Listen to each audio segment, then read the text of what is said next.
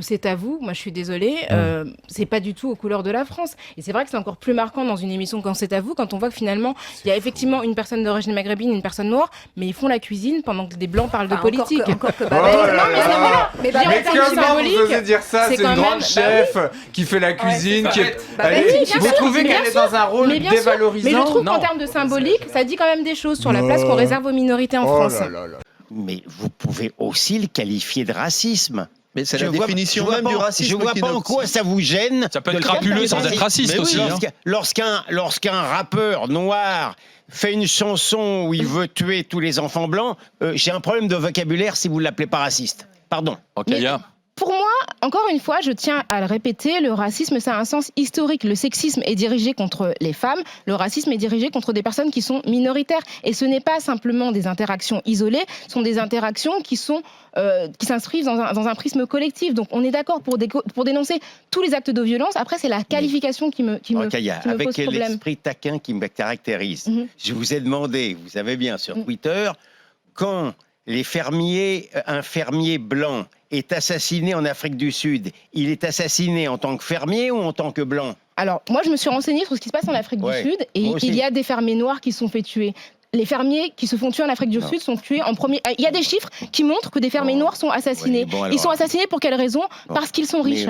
Alors effectivement, il y a une majorité de fermiers parmi les fermiers riches. Il y a une majorité de blancs, mais il y a des noirs qui sont aussi agressés. Regardez les chiffres, regardez ce qui se passe. Le fait d'être noir ne protège pas. Vous êtes entrés en compétition tous les deux, en fait, sur savoir qui. Non, il n'y a pas de compétition. Oui, c'est ça. Mais si, c'est parce que moi, je veux que mon racisme blanc soit reconnu. Ah ben attends, moi je caricature. Parce que là, à vous écouter, c'était un peu ça. Mais je ne nie pas du tout qu'il existe un racisme anti-noir. Tu rigoles ou quoi? On va commencer, si vous le voulez bien, par le racisme anti-blanc dont il a été beaucoup question récemment. Une réalité, disent certains Français, une ineptie, dites-vous.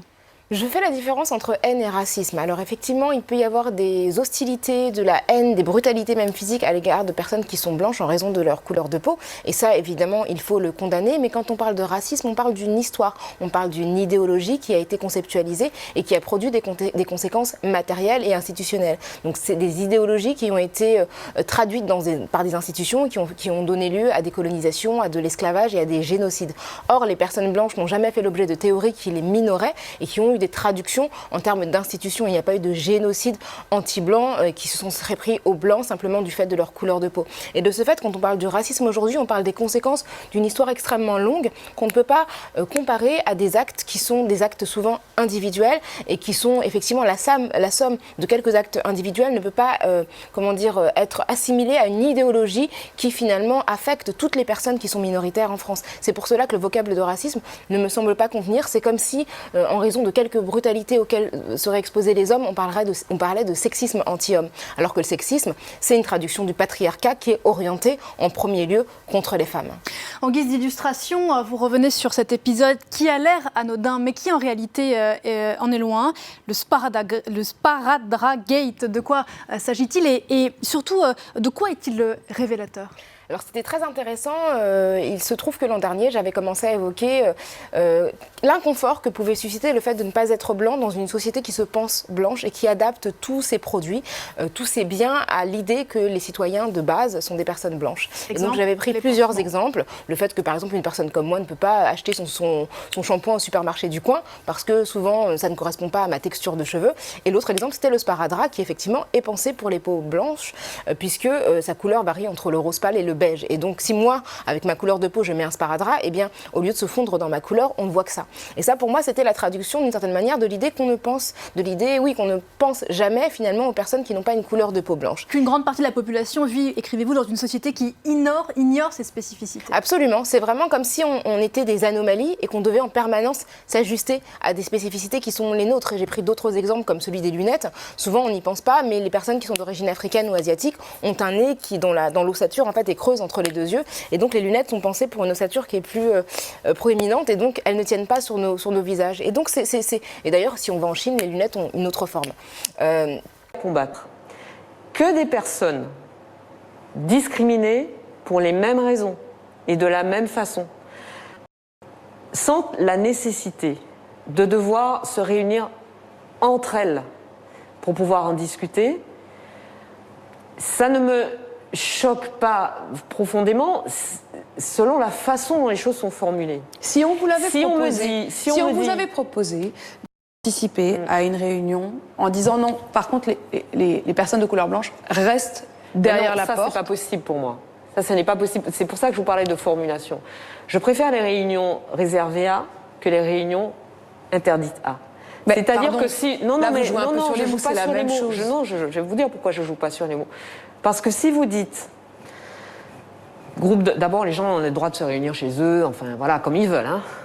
Nouvel ordre. Enfin bon, dans les limites du Covid et tout ça. Mais là, en l'occurrence, c'est par exemple dans le cadre des universités. Si vous dites groupe de travail consacré aux discriminations dont sont l'objet les personnes noires ou métisses, quelque chose me dit, ou les femmes noires ou métisses, quelque chose me dit que 95 ou 99% des participants spontanément à cet atelier seront les personnes dont il est question dans l'intitulé. Mais il est bien différent. Si, j'en arrive, pardon, c'est un peu long, mais si il se trouve que vient à cet atelier une femme blanche, un homme blanc, etc., ben, j'aurais tendance à dire qu'il n'est pas question de le ou la jeter dehors.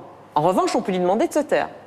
On peut lui demander d'être spectatrice ou spectateur silencieux. On peut lui demander de se taire. Oui, je pense que oui. Parce que pour le coup, moi, je ne dis pas qu'il faille qu'il soit, il ou elle, interdit d'entrer.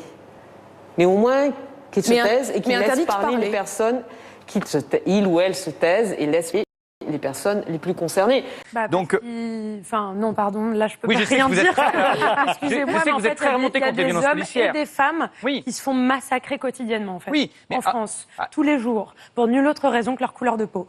Donc en fait, c'est l'une des raisons pour lesquelles les gens sont fâchés. Mais ça, Camélia, c'était déjà le cas avant. C'était déjà le cas avant quand on les applaudissait. Parce qu'il n'y a personne dans les rues. Je veux bien que vous contestiez les ordres d'un gouvernement qui demande de taper les manifestants, ça oui.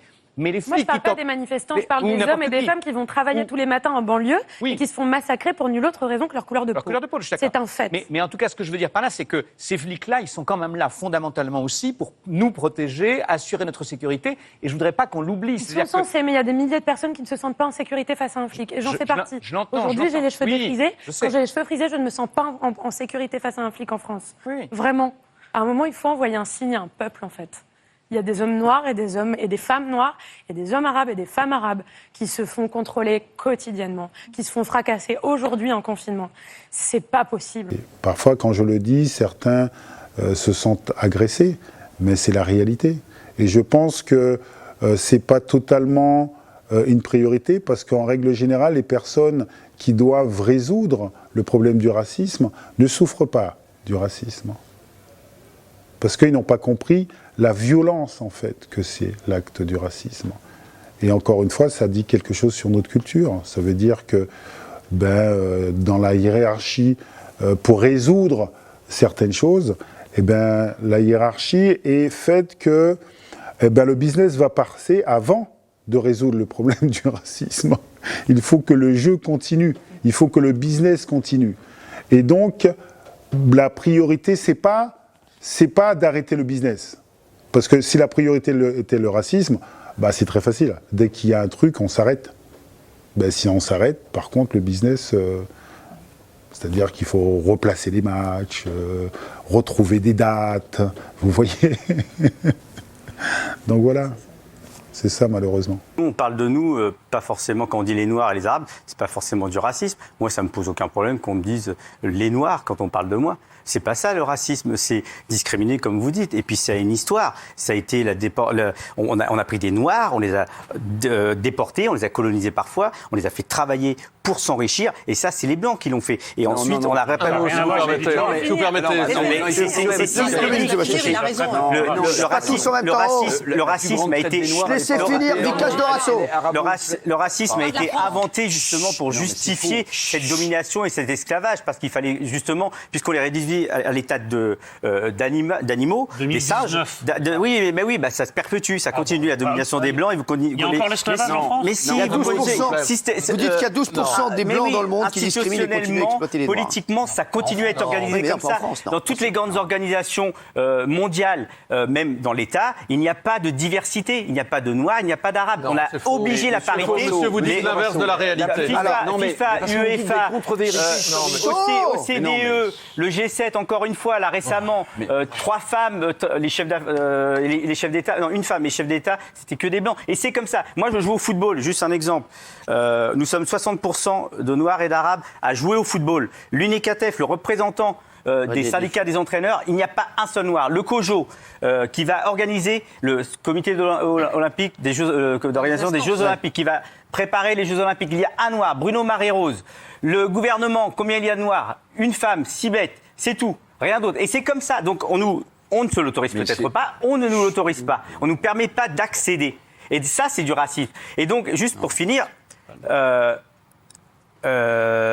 C'est fini. Non, mais pour vous, j'aimerais.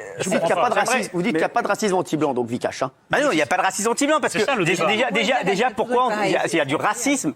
Pourquoi on doit rajouter anti-blanc? Et j'aimerais savoir qui a théorisé ce racisme anti-blanc. Ça vient de l'extrême droite, évidemment. Et c'est donc, j'imagine, Éric Zemmour peut-être ou Adolf Hitler. Ça tombe bien, je ne suis pas d'extrême droite. Alors Sébastien Chenu. Oui, Rassemblement national, c'est l'extrême droite. Sébastien Chenu.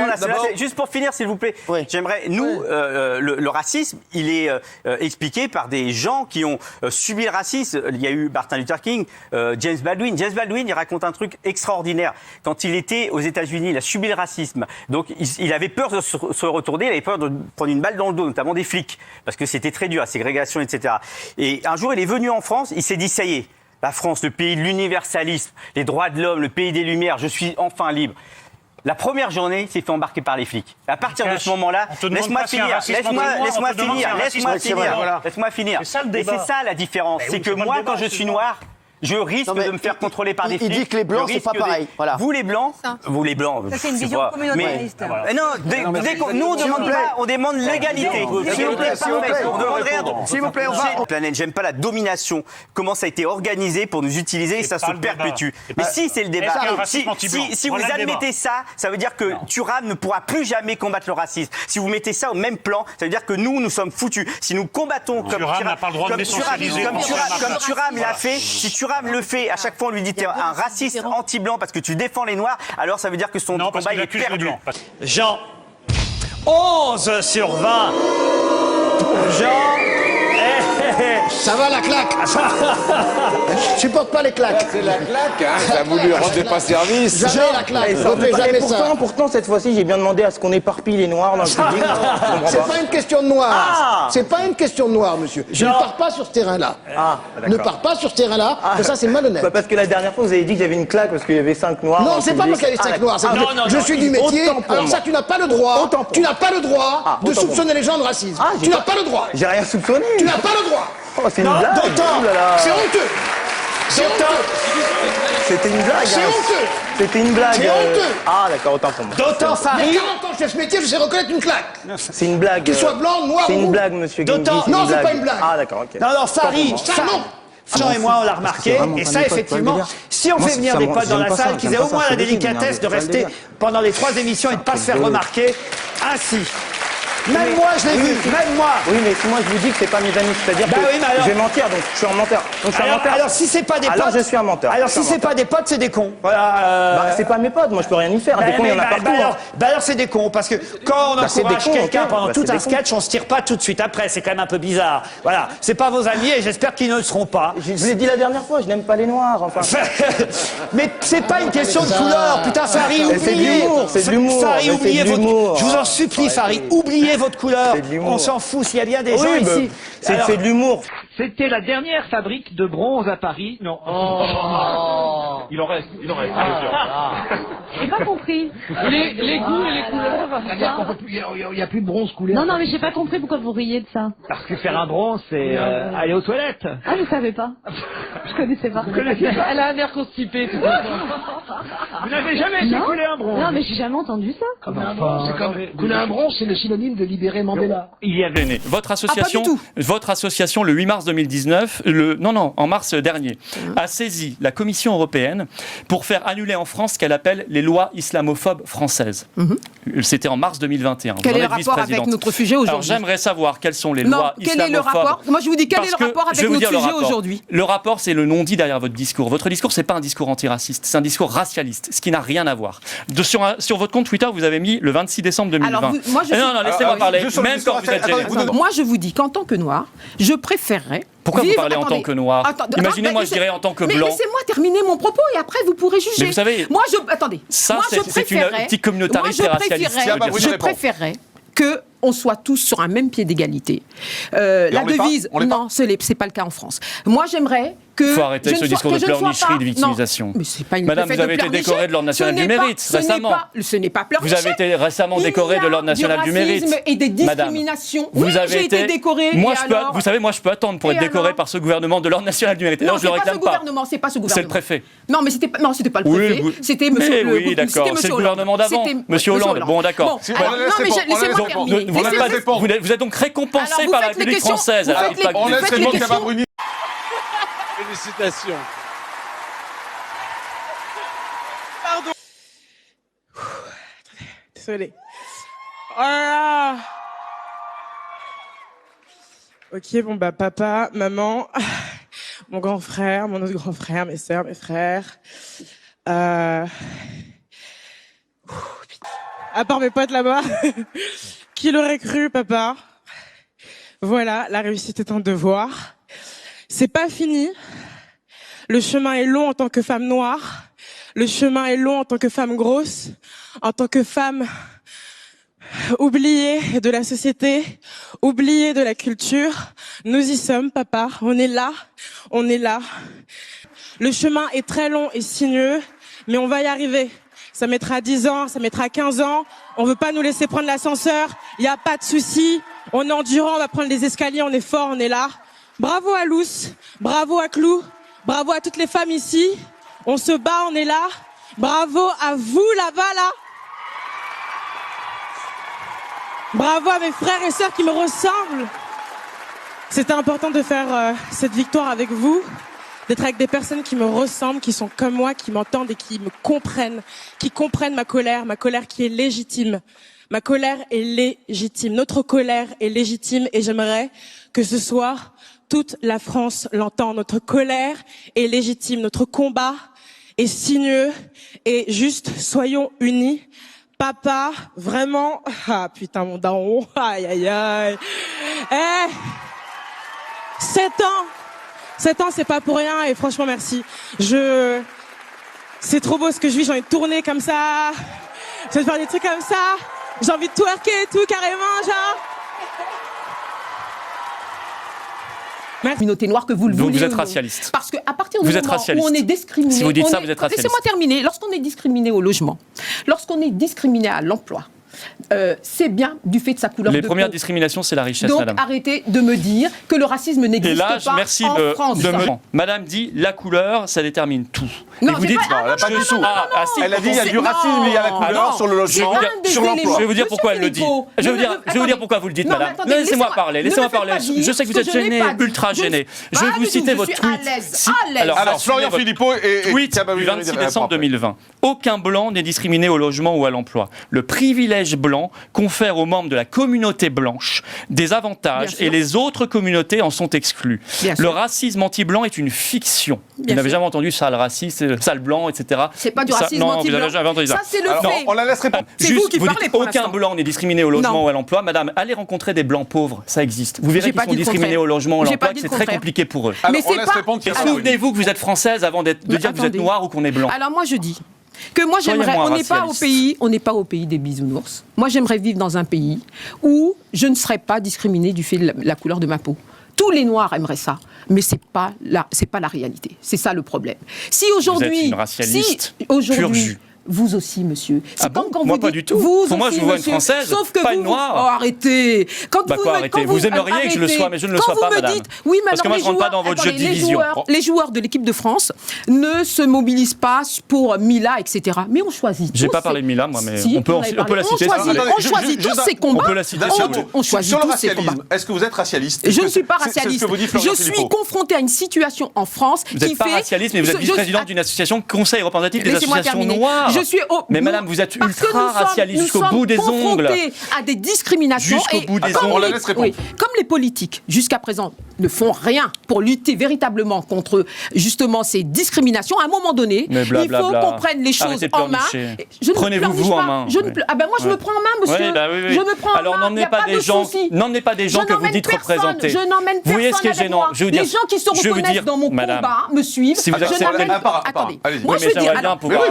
Parce qu'elle parle tout le temps. Allez-y. Alors, il y a par exemple ce livreur d'Uber qui a été insulté et qui a été frappé du fait de sa couleur de peau. On n'a pas entendu un politique se lever et s'indigner. Mais vous plaisantez ou quoi? Non, le seul qui s'est indigné, c'était le maire de Cergy. On a parlé de ça pendant 3 jours. Alors même si on en a parlé, moi je vais vous parler. Tiens, est-ce que vous êtes en train de nous dire, que la France est raciste?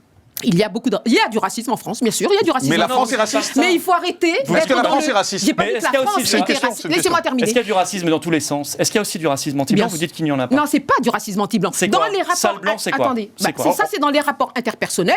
On peut me traiter de sale noir, je peux vous traiter de sale blanc. Non, moi j'ai pas envie de vous traiter. Vous n'avez pas le droit de me traiter non plus. En tous les cas, c'est pas un racisme systémique. C'est quoi le racisme systémique anti-noir en France? On ne discrimine pas en France les gens du fait de leur couleur de peau. C'est quoi les lois en France anti-noirs? Citez-moi les lois anti-noirs en France. Vous avez porté plainte devant la Commission européenne contre les lois islamophobes françaises. C'est quoi? L'interdiction des signes religieux ostensibles à l'école? C'est ça les lois islamophobes? L'islamophone n'a pas. Oui, ça n'a rien à voir avec le sujet. Madame, son association dit oui, mais c'est autre chose. Il y a des lois islamophobes. C'est autre chose. Le jour où on m'invitera, elle pourrait nous éclairer. Alors, ceci dit, vous dites qu'il y a un racisme d'État. Je ne le sais pas. Mais vous savez, le cran va beaucoup plus loin. En mars 2019, vous êtes en train de faire le procès du cran? Je suis obligé. Vous en êtes vice-présidente. Mais assumez votre association, madame. En 2015. C'est pour ça que je suis pour donner quand même. Restons sur le sujet. Oui, mais je veux donner le ton de cette association pour quand même la démasquer. Attendez, écoutez, même quand vous êtes gêné, vous me répondrez après. Non, je ne suis pas gêné du tout. En 2015, votre association assigne en justice Ernest-Antoine Seillière pour crime contre l'humanité et recel de crime contre l'humanité. Moi, je l'aime pas parce qu'il était président du MEDEF. Et c'est un rapport direct avec le genou. Alors, vous savez pourquoi? Non, assumez. Je vais vous dire pourquoi. Même quand vous êtes gêné, laissez-moi parler. Votre association, madame, et on recentre le débat. Pourquoi votre association l'a assigné en justice? Parce que parmi ses ancêtres, quelques siècles avant, il y a eu des gens qui possédaient des vaisseaux négriers. Donc vous assignez des gens en fonction de ce que des ancêtres auraient fait 300 ans avant. Ça, madame, ça s'appelle de l'essentialisme et du racisme. C'est une démarche qui a pour but de faire qu'en France, tous les citoyens disposent des mêmes droits et de la même dignité. Et c'est pas le cas. Et c'est pas le cas en France. Alors citez-moi les lois. C'est bien ce que je vous dis. Citez-moi les lois qui vont contre ça. Mais quelle loi? Mais dites-le. Vous dites c'est institutionnel. Vous posez une question, elle vous répond. Oui, c'est pas vous qui allez m'imposer ce que je dois dire, monsieur Philippot. Argumentez, sinon on ne croit pas. Vous avez argumenté. Je vous aide à argumenter. Je vous aide à faire accoucher votre pensée. J'ai pas besoin de votre aide, gardez-la pour vous. Mais si, je suis dans la maïotique. Je vous fais accoucher votre pensée. Condescendance pour vous, monsieur Philippot. Moi, je peux c'est quoi le racisme institutionnel en France? À ce que vous avez fait, à ce que vous avez dit lorsque vous étiez au Front National. Citez-moi, ça m'intéresse. Non, mais c'est pas le débat. Vous ne trouverez pas un propos raciste chez moi. Juste moi, ce que j'ai envie de savoir, et votre question m'intéresse. Votre question m'intéresse, Florian Philippot, vous parlez de racisme institutionnel. Bien sûr. C'est quoi? Le racisme institutionnel, c'est quand on cherche du travail et qu'on nous dit ouvert, quand on est évincé d'un poste du fait de sa couleur de peau. C'est pas institutionnel, parce ça. Que c'est que vous êtes tombé sur un abruti raciste. Non. C'est pas institutionnel. Non, c'est les institutions. Non, pourquoi? Ce sont les institutions. Non, dans les institutions, dans les lois, il est écrit chacun a accès au logement de la même manière. De la même manière. Ça serait écrit dans les lois, les Noirs n'ont pas accès au logement par rapport aux Blancs. Là, d'accord, ce serait un scandale. De la même manière, quand M. Michel Zecler se fait tabasser par des policiers parce qu'il ne porte pas son masque. Et les gilets jaunes, ils étaient noirs. Il y en avait des noirs, il y en avait des blancs. Mais en plus, il se fait insulter par rapport à sa couleur de peau. Les policiers représentent bien une institution, monsieur. Madame, il y a bien un racisme institutionnel en France. Ça n'a rien à voir. Ah oui, ça n'a rien à voir. Une personne, un policier qui se conduit mal, vous dites l'institution. Non, c'était pas un policier, justement. C'était pas un policier. Non, ils sont plus que 3. 5. Quand il y a non, j'ai pas dit que les policiers, mais j'ai dit que... Non, mais vous dites c'est institutionnel. C'est institutionnel. C'est l'exemple que vous donnez pour expliquer le racisme. Institutionnel. J'ai pas dit que tous les policiers étaient racistes. Mais donc c'est pas institutionnel. Mais bien sûr que c'est institutionnel. Pourquoi? Parce qu'il y a une forme. C'est pas juste dans les rapports interpersonnels qu'il y a du racisme. Bah si, en l'occurrence, c'était le cas. Non. Et d'ailleurs aussi parfois contre les blancs. Et vous savez aussi. C'est pas du racisme contre les blancs. C'est quoi la différence? Alors.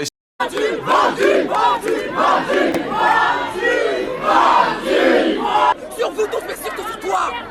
Sur toi! compte sur toi, vendu. Un défensif qui tue. On pourra tirer un enfant sur les cultures. T'es de leur côté, t'as pas honte. T'as pas honte. T'as pas d'école. Ça va se faire avec nous, on va prendre le terrain, on va aller, on va pas laisser la place à tous ces fachos, à tous ces racistes, parce qu'aujourd'hui, on se bat contre l'État Macron, et on va pas se battre contre tous ces gilets jaunes fascistes et fachos, et qui ont, depuis quelques semaines et depuis quelques jours, ont eu des propos racistes. Donc on va reprendre le terrain aussi. Et... Madame, je sais pas ce que j'ai dit, j'ai parlé des gilets jaunes, les gilets jaunes fachos, si vous écoutez bien ce que je dis. C'est pas ce que j'ai dit, madame, c'est pas ce que j'ai dit, madame, vous me laissez parler, ok? Faut pas, vous me laissez parler. Et que vous êtes notre chance, vous êtes aussi une chance pour la France, nous avons la chance de vous avoir. Ah bah écoutez, qu'en France on puisse vivre de sa religion comme on l'entend, qu'en France on puisse exprimer ses opinions publiques comme on le souhaite, qu'en France on puisse se présenter à des élections, qu'en France on puisse manifester, qu'en France on puisse écrire, parodier, caricaturer sans craindre pour sa vie, qu'en France on puisse avoir à la fois la foi de ses origines, c'est bien légitime, et en même temps un avenir commun qui n'est fondé ni sur la race, ni sur les opinions politiques, mais sur l'idée qu'on se fait qu'on veut être une communauté nationale fière de son histoire, même lorsqu'on ne l'a pas faite, pour construire un avenir demain, oui, c'est ça la beauté de la République. Si vous pensez que Mme Taubira n'est pas un tract ambulant pour le Front National mis en avant par François Hollande, c'est que je pense qu'on n'a pas compris le cynisme du Parti socialiste. Donc vous êtes député de la République avec l'écharpe bleu, blanc, rouge, et vous aviez signé une pétition en faveur de la chanson « Nique la France » du groupe ZEP. Ouais. Avec votre parcours d'être devenu député, vous dites « Vive la France » C'est pas... Pourquoi non, vive mais la France vive la France parce que c'est la démocratie, que vous êtes député de la République. Bah oui, j'en suis honorée. Je dis vive la France, vous pouvez pas dire vive la France Si, je peux dire vive la France, oui. Mais vive la France, pourquoi en soi le 14 juillet pas convaincant. Non, mais je sais pas, vous voulez que je me mette au garde à que je me mette à chanter la Marseillaise, quoi? Non, parce que vous êtes né au Gabon. Comme ça, simplement, vive la France. Non, mais vous êtes né au Gabon. Je suis allée à l'Assemblée, c'était... Oui, vous êtes élu de la République. Oui, bien sûr, je trouve que c'est pas mal. Et y compris, vu d'où je viens. Mais c'est pour ça, voilà. Et y compris avec les retours de plein de gens. Non, mais c'est parce que vous êtes aussi... C'est un espoir, l'école républicaine. Vous a permis d'être arrivé où vous êtes là. Ouais, bon, après j'ai un parcours qui est particulier, mais je trouve que c'est bien. Après, je me lève pas le même matin en disant vive la France. C'est pour ça que non, je trouve que c'est qu'il faudrait plus. Vous êtes plus facile à soutenir nique la France que de dire vive la France. Je trouve quand même que pour un député de la République, c'est... On a blessé une petite fille de 13 ans que je salue là à Lyon, qui était venue voir mon spectacle. Un certain monsieur du Bétard qui l'a violenté. L'homme a été relâché immédiatement. Bon, j'ai expliqué aux parents que ils avaient le tort d'être marocains, on n'y peut rien. Et il est en coulisses l'article, parce que ça, je n'ai jamais dit ça. Je répondais aux journalistes, c'était au lendemain de l'agression dont le public a été victime à Lyon. Donc il y a des gens du Bétard, tu sais, c'est une organisation, une sorte de milice pro-Charonne, quoi, très très virulente. Ils sont rentrés dans la salle en criant « Dieudo, sale négro, les juifs auront ta peau ». Bon, qu'est-ce que vous voulez que je réponde à ça? Je dis ce sont des négriers reconvertis dans l'action terroriste. C'est pas du tout... Et on en a déduit, Dieudonné a dit ce sont des négriers. Je n'ai jamais parlé de les juifs, je n'ai jamais fait d'amalgame. Jamais. Qui rentrent, qui tapent sur mon public, ils sont 150, ils se croient tout permis, ils blessent une petite fille d'origine marocaine. Bon, marocaine, on a le droit. Allons-y. Et qui, en plus de ça, rentrent en criant « Dieudo, sale négro, les juifs auront ta peau ». C'est marqué dans le journal. J'ai quand même le droit de dire que ce sont des négriers. Ils ont une attitude de négriers, reconvertis dans la banque, le spectacle et l'action terroriste. Ouais. Vous me parlez de cette souffrance et de la souffrance du peuple juif que je respecte, évidemment, que je ne remets absolument pas en cause, même si parfois les organes en face ont remis en cause la souffrance des Noirs, ce qui pourrait aussi être un petit peu... comment il n'est pas question d'excuser l'un par l'autre. Mais oui, mais tout ce que vous venez de me dire là, Dieudonné, on doit comprendre parce qu'il y a eu cette souffrance. Oui. À ce moment-là, tout le monde a souffert. Moi aussi, j'ai souffert. Donc tout le monde, vous ne pouvez pas me balancer cette souffrance. Vous vous rendez compte que elle n'est pas plus importante que la mienne. Vous vous rendez compte que dans ce pays, on envoyait des gens dans des chambres à gaz uniquement parce qu'ils étaient juifs. Et vous vous rendez compte ? Sans autre raison. Eh bien, sans autre raison, on a pris des Noirs, on les a déportés. C'est difficile de plaisanter avec ça. Voilà, non, mais on a déporté sans aucune raison des hommes, des femmes, des Noirs. On les a mis dans des bateaux, on en a jeté la moitié à bas.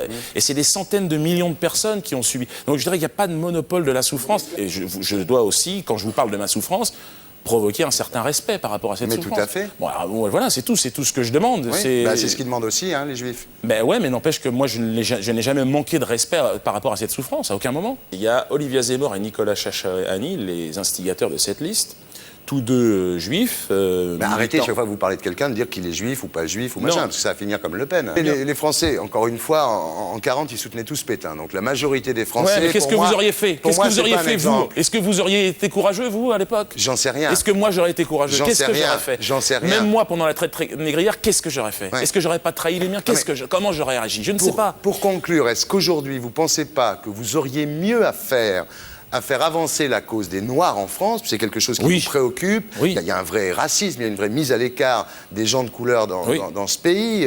Moi, quand j'invite des musulmans dans cette émission, tout le monde me regarde comme si c'était extraordinaire, alors qu'il y en a quand même 6 millions dans ce pays. Est-ce que vous n'auriez pas intérêt finalement à faire avancer la cause des Noirs plutôt que d'être l'ennemi de la cause sioniste?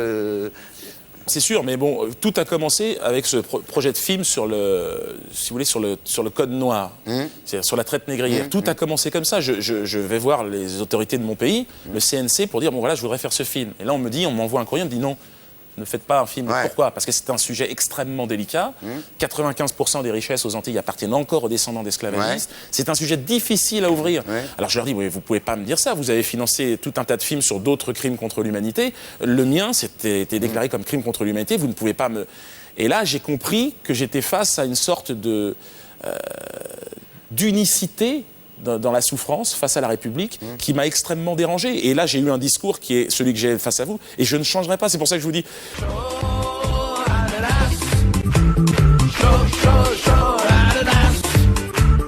Je me tiens par la Shoah, je te tiens par l'ananas. Ou peut-être que vous êtes trop occupé avec cette affaire Dieudonné, dont vous avez reparlé abondamment pour essayer de diffamer une nouvelle fois. Mais excusez-moi, vous vous êtes juste ridiculisé sur cette affaire-là. Parce que passer un mois sur l'affaire d'un humoriste, d'une quenelle, alors que les Français ont d'autres préoccupations et qu'ils vous attendaient sur la sécurité, les cambriolages, les agressions, la question des Roms et que vous n'en parliez plus, je crois que vous avez déconsidéré votre fonction. Vous avez créé un climat de tension dans notre pays, un climat malsain. Vous avez donné une image inquiétante de vous-même. Une image assez inquiétante. Vous croyez qu'on discutait de l'immigration et je ne savais pas que j'allais avoir droit à un portrait psychologique de M. Philippot. Vous, 87% des demandes de retrait de tweets sur Twitter dans le monde en 2013 provenaient, non pas de la Chine, de l'État français. Bon, excusez-moi, est-ce que vous n'avez pas eu le sentiment de profiter de cette affaire-là à des fins personnelles, pensant à 2017, et au passage de passer par pertes et profits les libertés publiques? Une seule question. Est-ce que pour vous, M. Dieudonné Mbala est antisémite? Est-ce que pour vous, M. Alain Soral, qui a fréquenté Mme Le Pen, est national-socialiste? Qui était d'ailleurs au Parti communiste avant. Non, c'est la question. Je vous la pose directement. Alors, je vous réponds, comme je l'ai déjà répondu à cette question-là. Il a été condamné pour antisémitisme. Je ne sonde pas les cœurs et les reins. Ah bon? Vous avez eu, excusez-moi, M. Valls, des propos extrêmement racistes à Évry. Vous savez, vous avez parlé des whites, des blancs, les blancos. Mettez-moi quelques blancs. Mais ça, je vous ai déjà entendu, c'est cet argumentaire. Répondez précisément. Répondez précisément à la question que je vous ai posée. La réponse que je souhaite, M. Valls. Oui. Vous avez dit ça à Évry. Vous avez dit belle image de la ville d'Évry. Ça vous gêne que je rappelle ça, mais c'est sur Internet. Mais non. Enfin, pour l'instant, tant que vous ne l'aurez pas censuré. Mais ça ne me gêne pas. Parce que dénoncer, M. Philippot, dénoncer la ghettoisation. Non, c'était extrêmement... C'était du racisme à l'état pur. Non, dénoncez, Monsieur Philippot. S'il n'y a pas assez de blancs, il y a trop de quoi, Monsieur Valls?